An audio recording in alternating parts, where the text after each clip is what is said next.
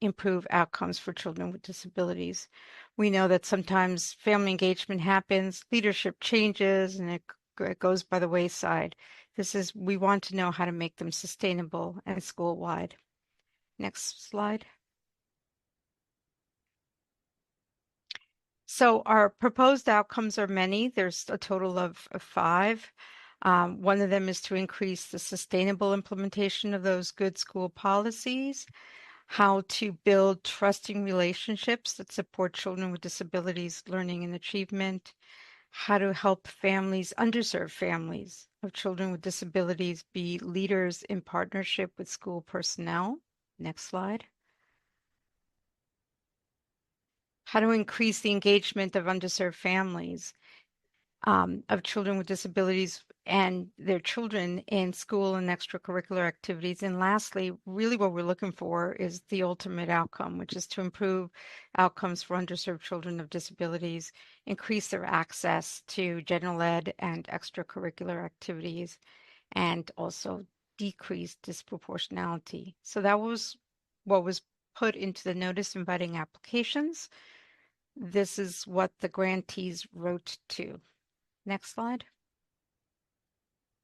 So we made 3 5-year grants. They went to the University of Connecticut, and they're proposing sites in New Jersey, Connecticut, and Rhode Island. Another grant went to the University of Cincinnati in partnership with the University of Texas with sites in Ohio and Texas. And the last was to the Virginia Commonwealth University with sites in Virginia. We wanted to really focus on military connected families who experience lots of moves during the career of the parent and how they then can be really engaged regardless of where they go. All these models are at the school level because we want to determine the efficacy of those models. And we hope that final products include materials so we can replicate the models in many different places in many different circumstances. Next slide. The grantees, as I mentioned, were in the University of Ohio, has the Family Cafe, which CAFE is an acronym for Center to Advance Family Engagement for Marginalized Learners. They're actually going to be starting in a place that has a lot of migrant families that move in and out of the district according to the needs of the farms. They're going to start there. And eventually also have sites in Texas where there's a high percentage of military families. Project Connects, which stands for Co-Creating Open Networks for Nurturing Engagement, Compassion, and Trust with Schools, is the project in Virginia. And as you can tell by its title, it's really focused on that trust element. It's focused quite a bit on trauma-informed care. And they're also focused on middle and high school. So we're hoping through these 3 projects, not only do we get a range of different kinds of schools, different kinds of circumstances, but even different grades. Because as we know, as time goes on, families may be less engaged in their children's learning. And then lastly, the project in Connecticut is Equitable Partnerships Across Tiers in Home, or EPATH.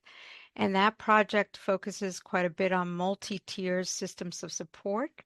They're going to be starting in a school that already has positive behavioral supports deeply embedded. And they're really looking at multi-tiered systems of support and how they can be used to also emphasize and improve family engagement of the most underserved families. The last comment I want to make about these is that they got, in order to apply, they had to have letters of interest and commitment from districts. So we have those, but also all of these grantees are working very closely with their OSEP-funded parent training information centers or community parent resource centers to be real partners in supporting the work with families. Next slide. I think that may be my last. But So I'm going to pass it over to Jennifer, but if anybody has any questions about the model demos, my name is again Carmen Sanchez, and you can reach me at carmen.sanchez@ed.gov. Thank you so much for your interest, and I'll turn it over to Jennifer Miley. Thank you so much, Carmen. Yes, thank you so much, Carmen.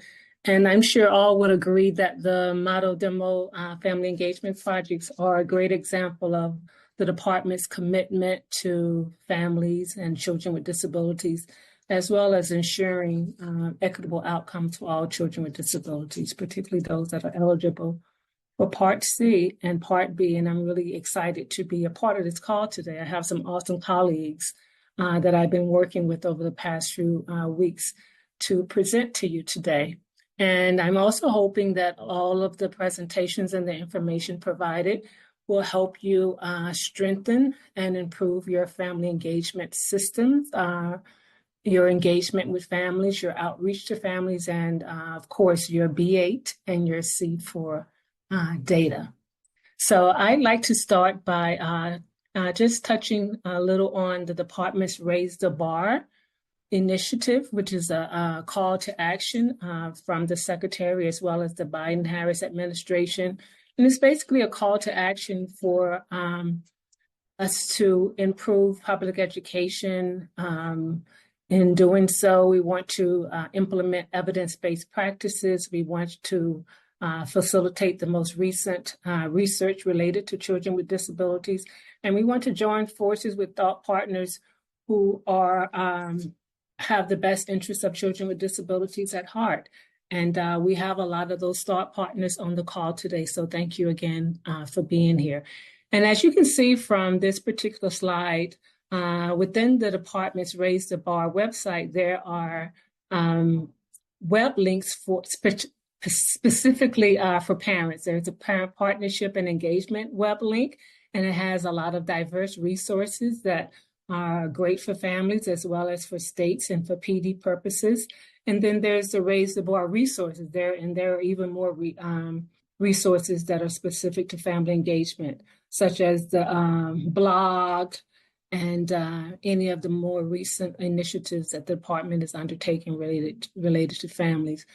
One of the additional exciting projects that happened in 2023 is the Family Engagement Learning Series.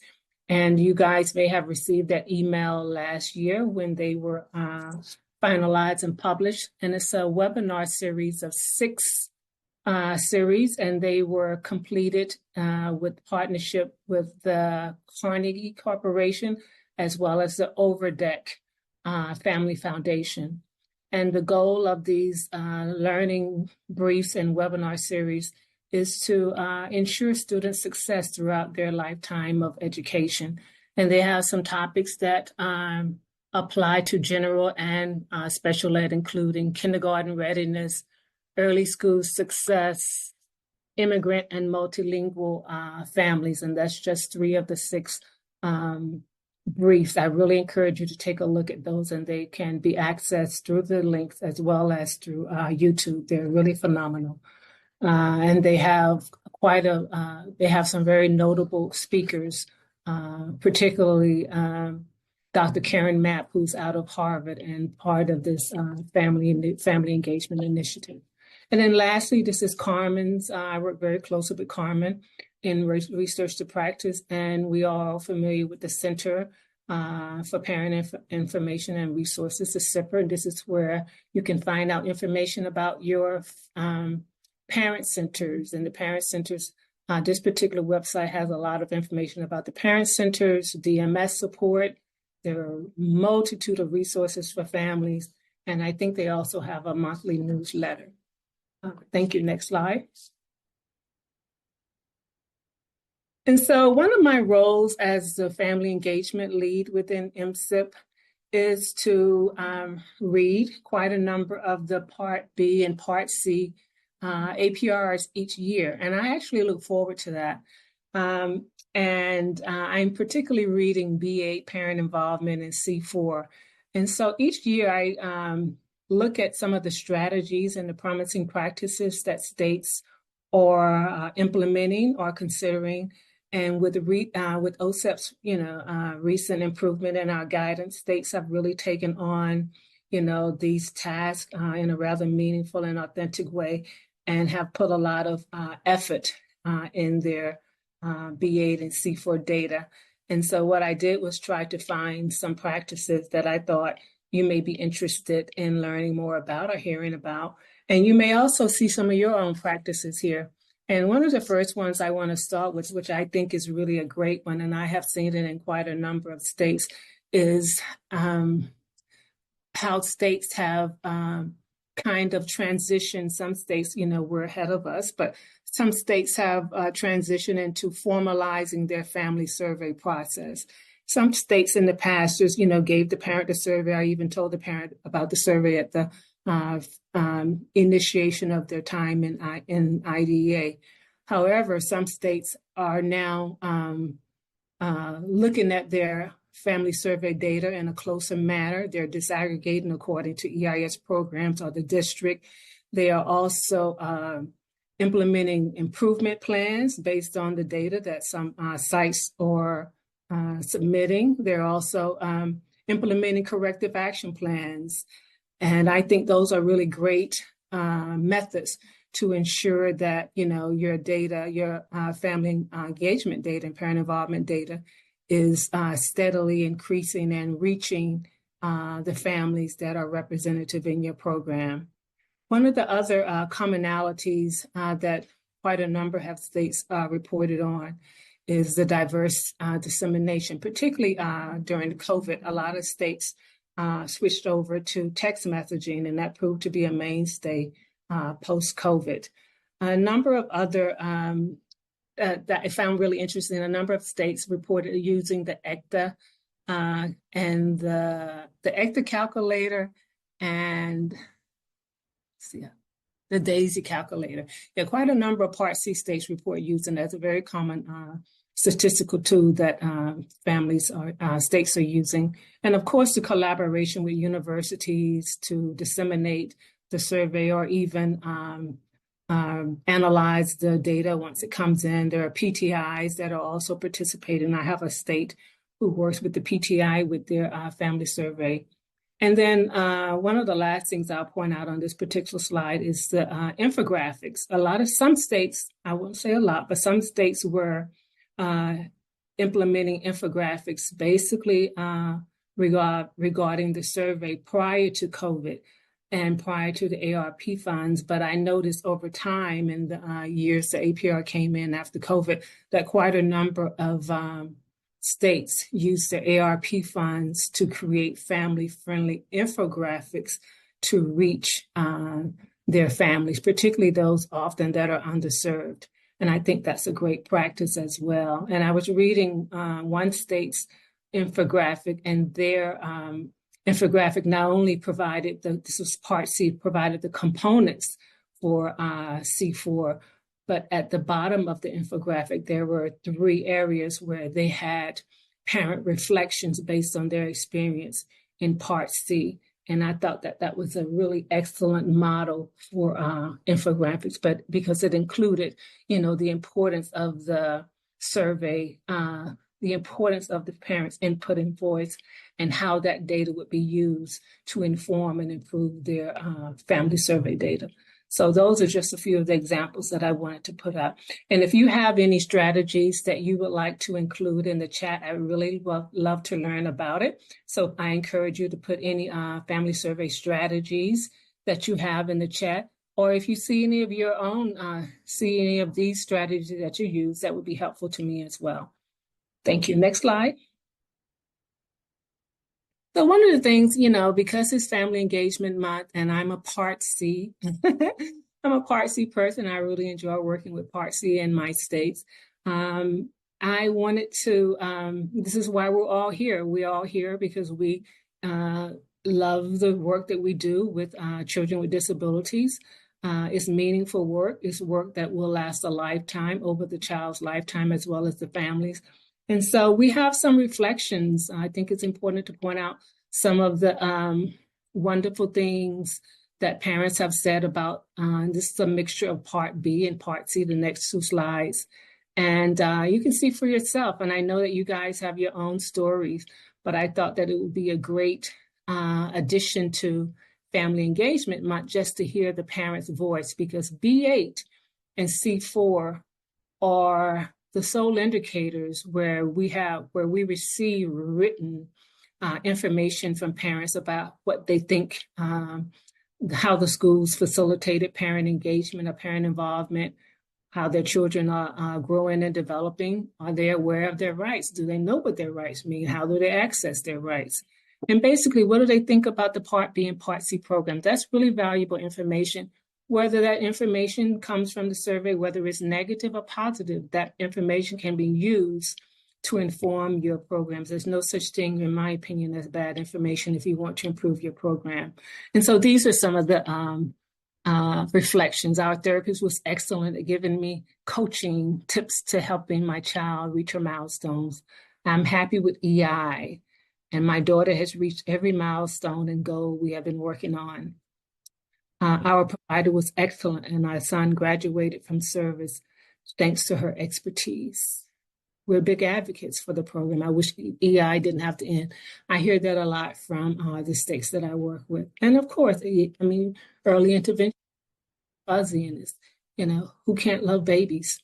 Next slide. And so here are a few more.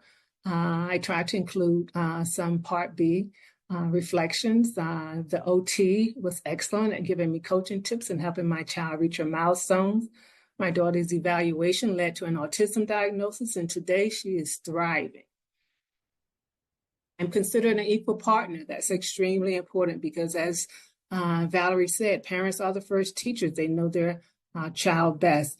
And from the beginning of that IFSP to the end of the IEP, parents should be central partners in those roles. Thank you. Next slide. And so these are just a few of the resources that I wanted to share today. Carmen and I participate in the cross-POC family engagement meetings. We meet once a month, and we work with quite a number of different POCs, and it's a really rich and diverse experience because we're able to learn from each other. As well as advocate for our specific areas and, join forces.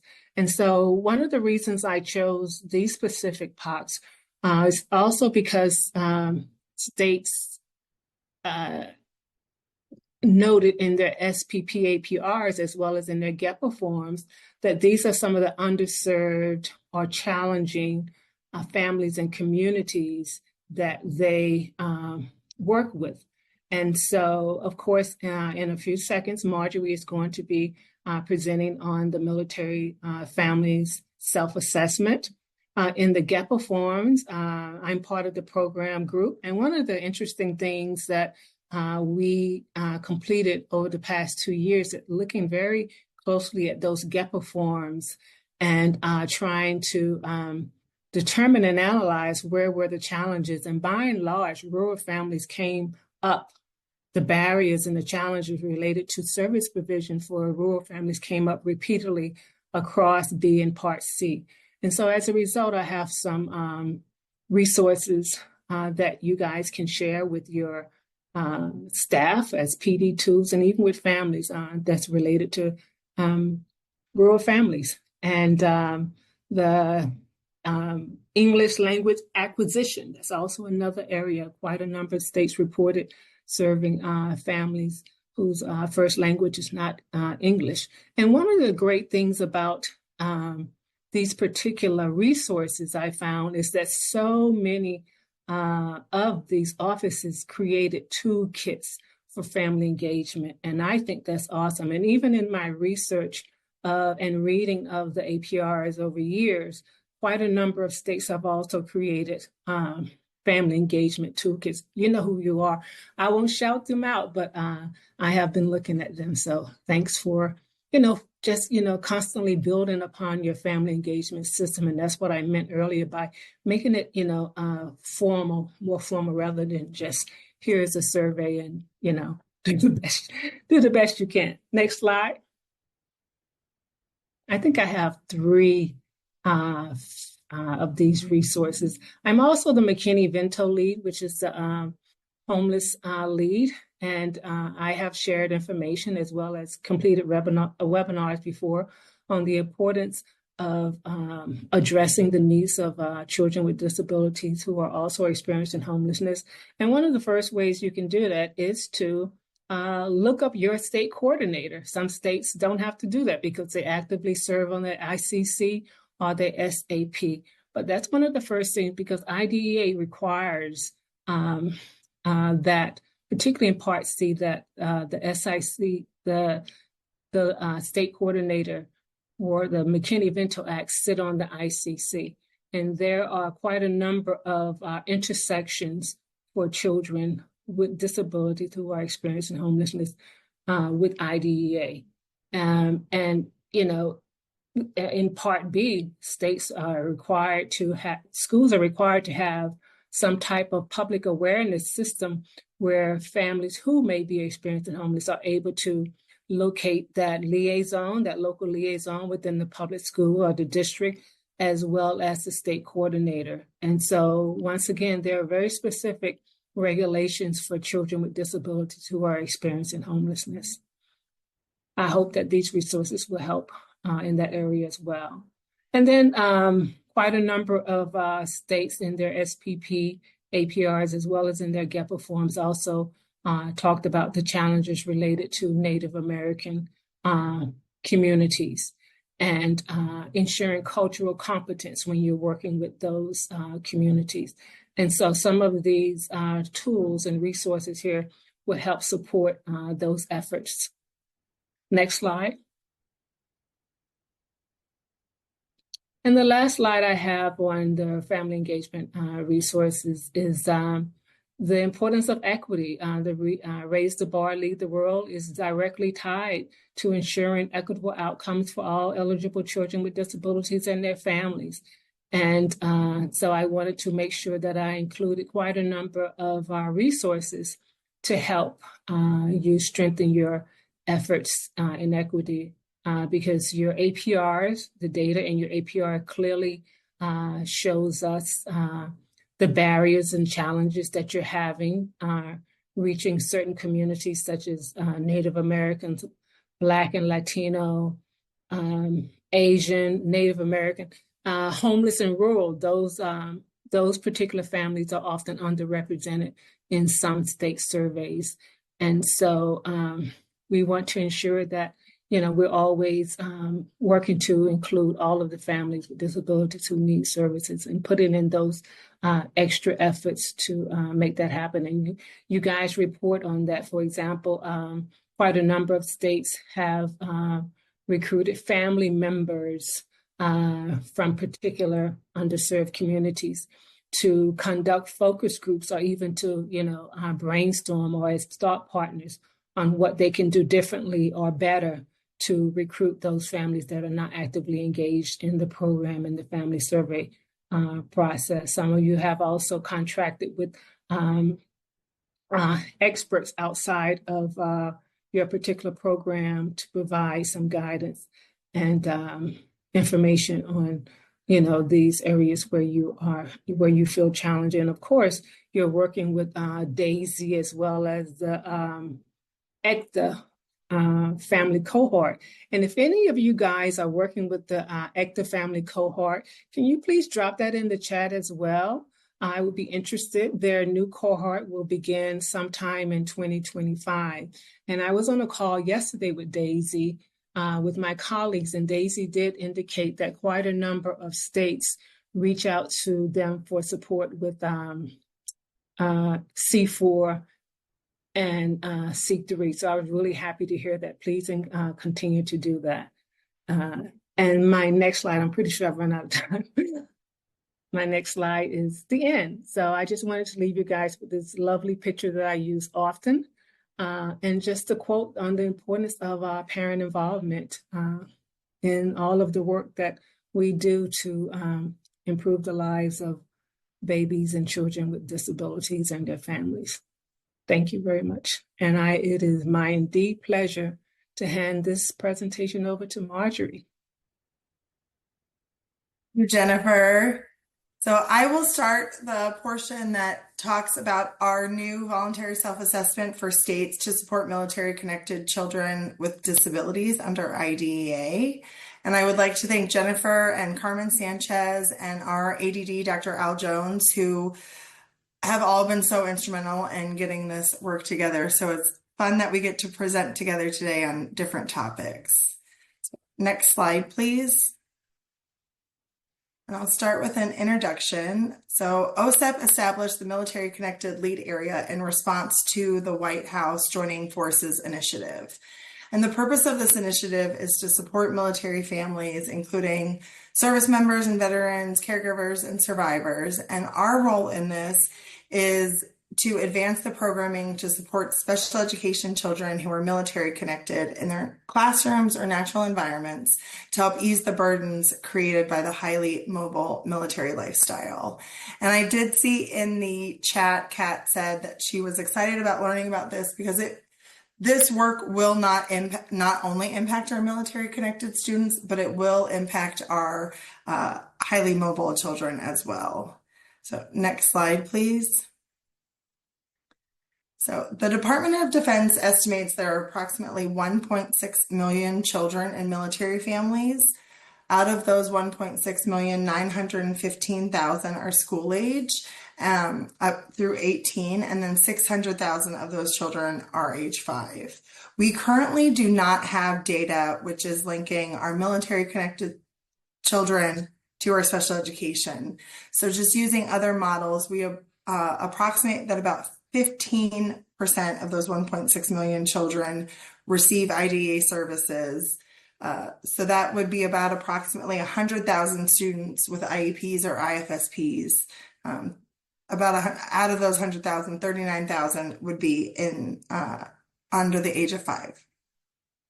So what we do know about military families is that they oftentimes move every 2 years. So if you're thinking about 100,000 students that are transitioning through the school system and through IDEA, or 1.6 million children transitioning every 2 years, and 100,000 of those have IEPs, that can be a lot of burden on the families as well as the school system. So next slide, please.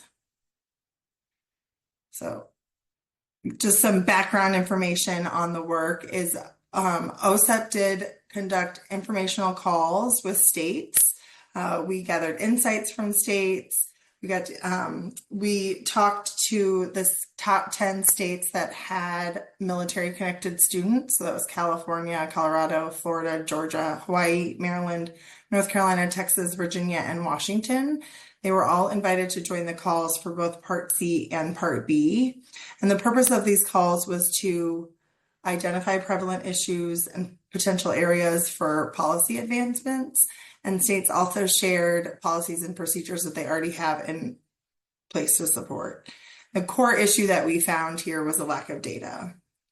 We also have been collaborating with other agencies like the Department of Defense, the Department of Defense Office of Special Needs, DODEA, the Office of Elementary Special Education, Secondary Education, and the Office of Undersecretary, as well as the First Lady's Office of the White House and Administration of Community Living. So we've had a large group that we've met with monthly, some of us even more frequently. And the purpose of this interagency collaboration was to streamline resource sharing and program coordination, implement joint initiatives that directly benefit special education, and impact enhanced service delivery for military families. Next slide, please. So a big portion of what we did also was we wanted to hear from military families. So our director of OSEP, Valerie Williams, and our deputy director, David Cantrell, actually traveled to San Antonio and hosted a listening session for military connected students with disabilities and their families. Families shared their challenges and triumphs of being highly mobile and having a student with special needs. And OSEP has also partnered with the Office of Special Needs within the Department of Defense to participate in small group listening sessions with families. Next slide, please.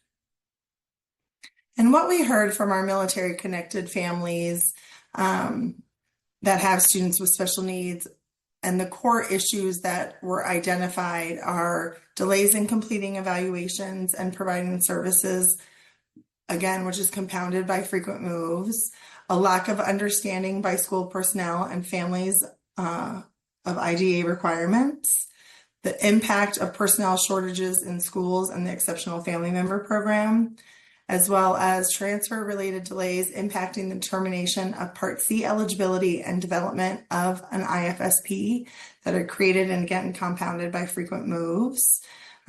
Challenges also were identified related to resources and accessing supports in new communities and delays in the receipt or release of early intervention records. Next slide, please. So the purpose of the self-assessment is to provide states with a thorough review of potentially challenging areas that military families face and provide states with an in-depth look at their current policy and procedures to identify if there is an area in which collaboration or technical assistance could best support the family, local program, or state as a whole. Next slide, please. So some disclaimers about the self-assessment. This is for internal use only. It is completely voluntary. However, we are encouraging states to use it. It is completely voluntary. States, entities, lead agencies, local educational agencies can all fill it out, but they will not be required to submit the assessment or findings to OSEP. And again, the use of the assessment will not be monitored. And again, I just want to reiterate that it is completely voluntary, but we do highly encourage you to review the document and have it spark some conversation. The military family assessment is also only intended for states and entities implementing IDEA Part B and Part C, and would only apply to families receiving IDEA services. Students receiving services overseas through JODIA schools operate under different regulations, and you could see the Department of Defense instruction, and the regulation is listed on the PowerPoint. Next slide, please. So the key points of the self-assessment. The self-assessment is broken down into two parts. The Part B portion is intended to be completed by either the state agency or the local education agency. And the Part B portion may be completed by the lead agency or early intervention service providers. Highly recommend for the local agencies that are around the bases. If you have a high military personnel in your state, I would highly encourage the lead agencies or the local education agencies or the EIS providers that are directly working with those families to complete the self-assessment, as the self-assessment does identify best practices to support timely and effective provision of IDEA services to military-connected children with disabilities and highlight specific IDEA regulations that may be of particular interest to their families, particularly when they're transferring between schools. And I think, again, working through this now and looking at your policies and regulations, whether as a state or as a locality, it benefits the teachers too. If there's a process in place that could streamline some of this for the teachers, it just eases some of that burden with so many kids being transient. Next slide, please. So the primary areas of focus for Part B, you have data and demographic information, you have policies and procedures section, child find evaluations, IEP development, implementation and placement, exchange of records, and procedural safeguards. And for Part C, it's very similar with data and demographic information, data collection, IFSP development, review and revision, natural environment, personnel systems, transition systems, child find requirements, evaluation of the child and assessment of the child and family, and prior notice and procedural safeguards, as well as the state interagency coordinating council regulations. So those are the main sections of the military self-assessment. Next slide, please. So how can you help? So for the military family self-assessment, if you click on this or the first slide, both of those links will take you to the website that we are hosting the self-assessment. There are two versions of the self-assessment listed. One is fillable, and one is not. So if you want to be able to work in the document, certainly use the fillable one. And again, the purpose of this is to have you look at your policies and regulations and see if there are ways that you need to change or collaborate differently or look at differently to better serve these students and to ease that burden for parents. So ways that you can help is to complete the self-assessment, review the areas that may need policy or procedural update to align with IDA regulations, collaborate with TA centers. We have talked to NCSI as well as ECTA, and we'll be talking to a few more tomorrow, but utilize your TA centers if you need help rewriting some policies or procedures or retraining staff. Utilize your TA centers. They're definitely willing to help and they're great support. Connect with your parent centers, connect with your EF&B coordinators and the school personnel that assist with military connected children with disabilities. Review and establish data collected that's connected to military connected children with disabilities, and share your successes. When we talked with the 10 states, it was interesting hearing that a lot of the states already had policies in place that were outside of IDEA regulations. One state had a designated staff member that was not necessarily with their special education department, but was with the SEA that could help support military families as they PCS and transition. And if you have any questions or comments, certainly you can send me an email at marjorie.thompson@ed.gov, and I'll be happy to work with you through this. We do hope that you find this easy to work through, that everything in there is IDEA regulations that apply to all children. So again, we do think this will be a beneficial practice to go through, and you can really look at some of your policies that you have in place. And yeah, I think that's, and the next slide. Thank you, Diana. And then here are a list of resources, which is on our Military Connected Children with Disabilities page. All of our resources are listed there, but again, listed here for your convenience.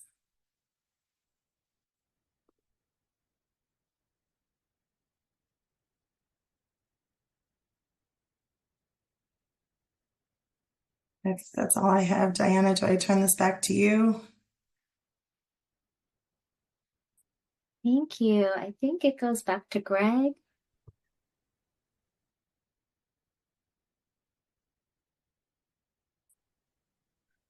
If I could figure out how to turn on my microphone. Thanks, everybody. I really appreciate your presentations. Carmen, Jennifer, who speaks so passionately about family engagement, and Marjorie, who has really kind of led the charge in our office for improving the lives of military connected families. I want to thank you all for this. I want to thank Diana Yu, who has engineered this successful transition to our new platform here for displaying the monthly TA calls. I think it's worked really well. And we have a call coming up in December. We'll be sending out information about that, but please stay tuned. And I think that's it. Everybody have a great rest of your evening, and we will talk to you again in December.